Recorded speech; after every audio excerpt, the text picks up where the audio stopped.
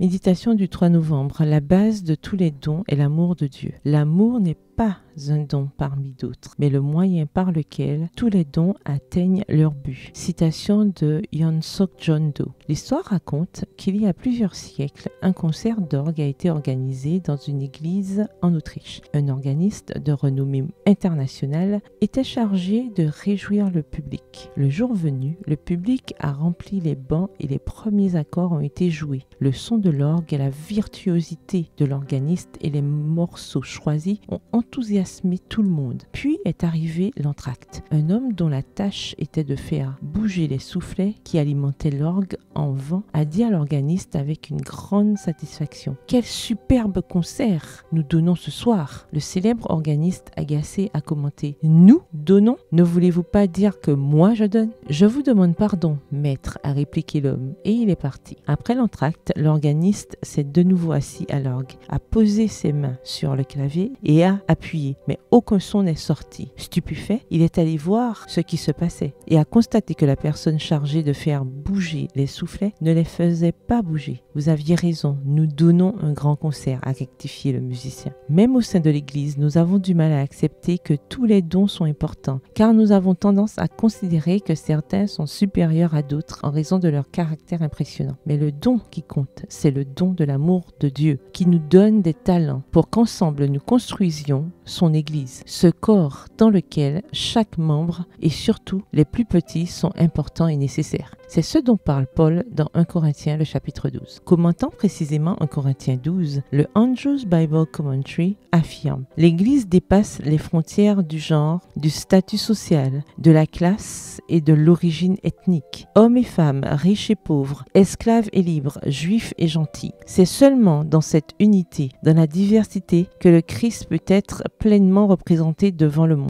Aucun membre du corps du Christ ne devrait jamais dire à un autre membre qu'il n'est pas nécessaire. Pour mettre en garde les Corinthiens afin qu'ils ne cherchent pas à avoir les dons qu'ils pensaient être plus spectaculaires, plus gratifiants personnellement ou porteurs de plus d'honneur, Paul leur a dit qu'il y avait une bien meilleure voie à la page 1643. Cette voie est l'amour, qui est précisément le thème du chapitre 13 auquel le chapitre 12 sert d'introduction. Le verset du jour se trouve dans 1 Corinthiens 12, verset 22. Mais bien plutôt, les membres du corps qui paraissent être les plus faibles sont nécessaires. Bonne journée, que l'Éternel vous bénisse.